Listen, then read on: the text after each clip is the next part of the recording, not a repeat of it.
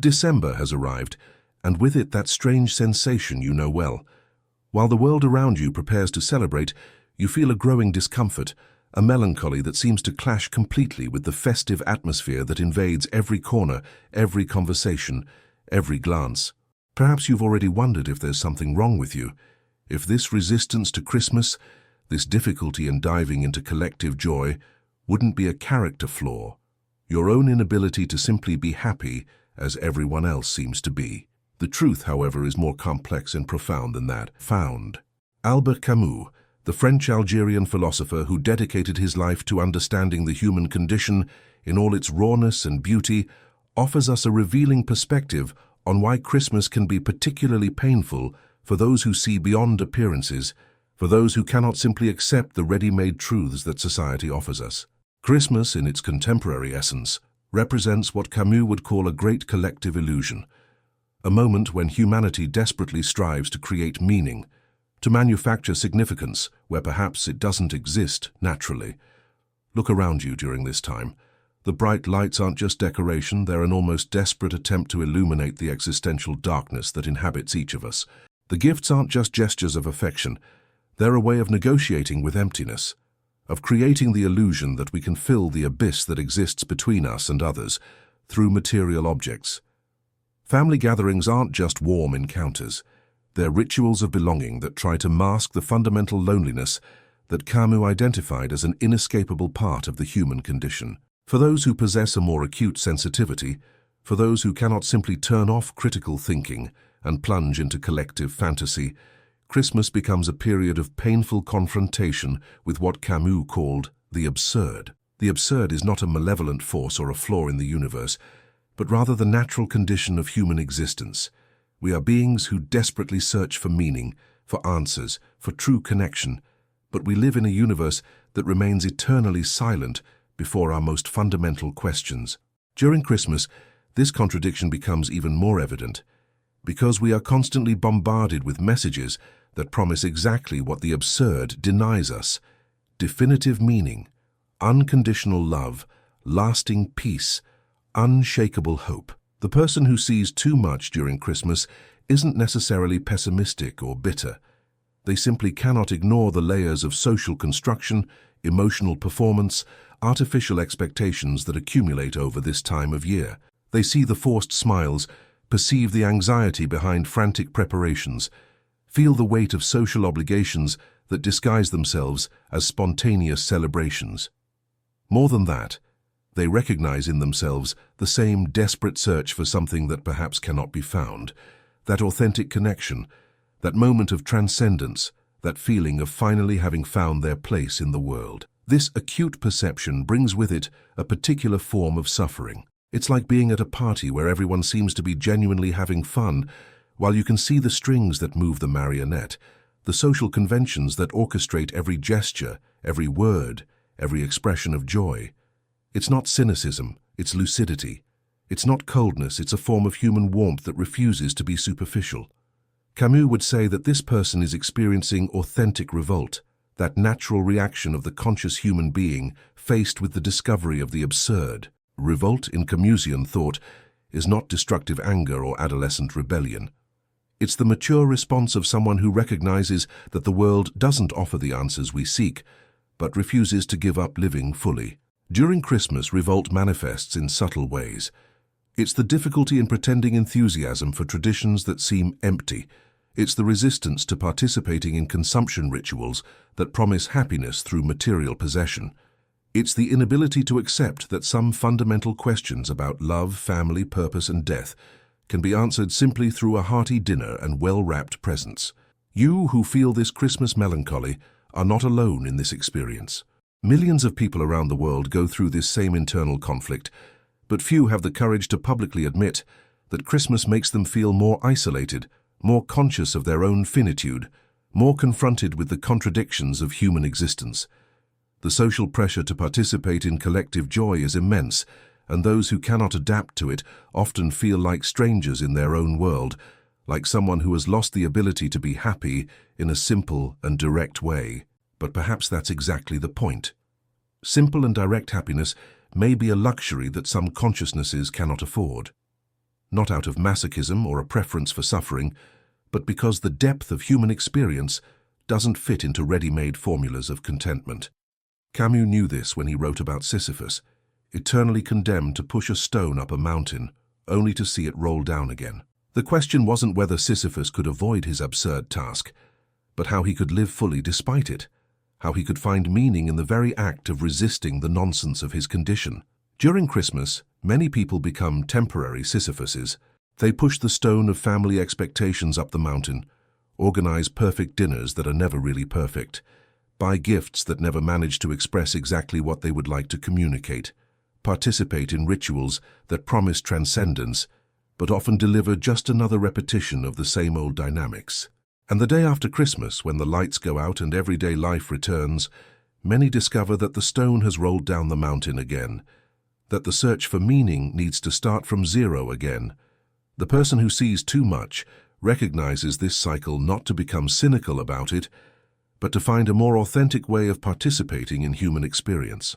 They can choose not to fake a joy they don't feel, but still find beauty in the small, genuine gestures that happen between people during this time. They can refuse to participate in the theater of obligatory happiness, but still create moments of real connection with those they love. They can reject easy answers about the meaning of life, but still celebrate the mystery of being alive, of being capable of asking questions, of feeling both pain and joy with intensity.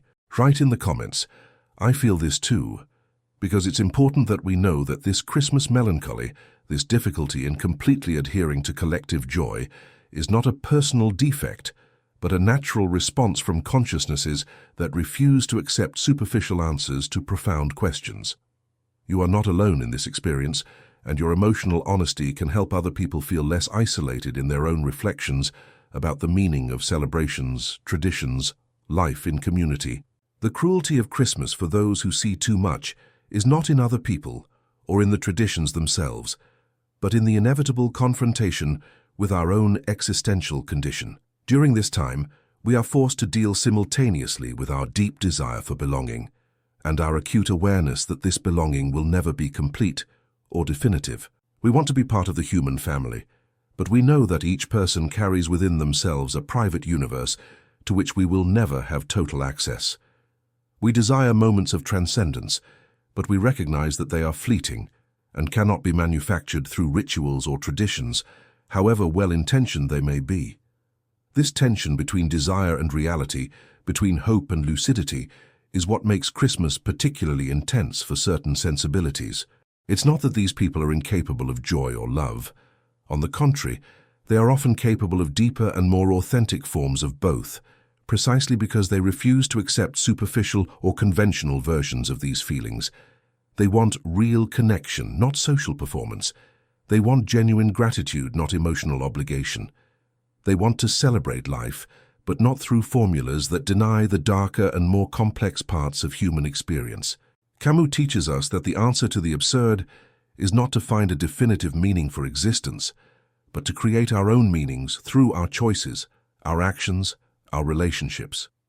During Christmas, this can mean choosing to participate in some traditions because they genuinely bring joy, while allowing ourselves to let go of those that seem empty or forced. It can mean creating new rituals that more authentically reflect our values and our worldview.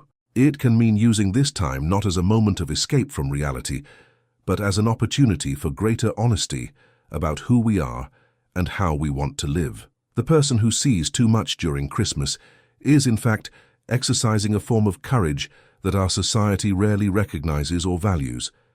The courage to feel deeply, to constantly question, to refuse easy satisfactions when they don't correspond to the complexity of their inner experience. This is not a form of intellectual arrogance, but rather a form of emotional integrity that refuses to betray itself in the name of social harmony. The suffering that accompanies this perspective is not a bug, but a feature of developed human consciousness.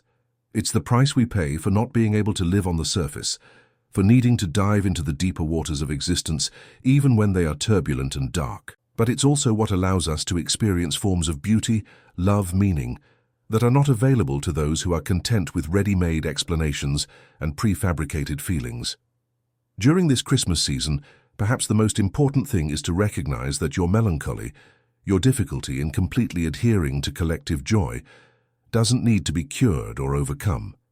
It can be honored as a natural response from a consciousness that takes seriously the complexity of human life. You can choose to participate in celebrations in a way that is authentically yours, creating space for both joy and reflection, for both connection and the necessary solitude.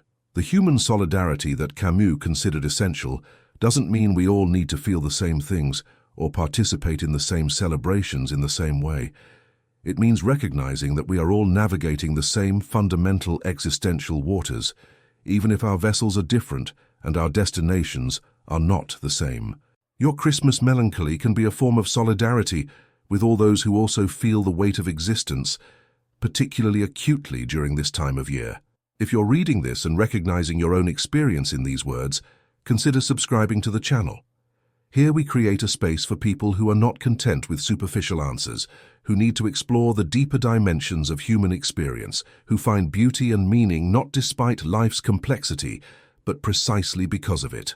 You don't need to carry your existential reflections alone, and your journey of self-discovery can inspire other people to embrace their own authenticity. Christmas will continue to be a challenging time for those who see too much, but perhaps we can transform this difficulty into an opportunity for greater self-knowledge and authentic connection. Perhaps we can use our acute sensitivity not as a curse that isolates us, but as an instrument that allows us to touch the deepest notes of human experience. Perhaps we can discover that our Christmas melancholy is not an obstacle to joy, but a different and equally valid way of celebrating the unsolvable and beautiful mystery of being alive. Albert Camus left us a fundamental lesson. We must imagine Sisyphus happy, not because his task has meaning, but because he chooses to find significance in the very act of continuing, of resisting, of affirming his humanity in the face of the absurd. During this Christmas, perhaps we can apply the same logic. We can choose to find our own form of happiness, one that doesn't deny the complexity of our feelings or the depth of our questions, but that affirms our capacity to live fully, even without definitive answers. We can choose to celebrate not the illusions they offer us, but the courage to continue seeking, questioning, feeling, even when this makes us different from the majority. We can choose to see our Christmas melancholy not as a failure, but as a particular form of love for life, one that refuses to be superficial because it recognizes that human life deserves to be taken seriously in all its tragic and inexplicable beauty.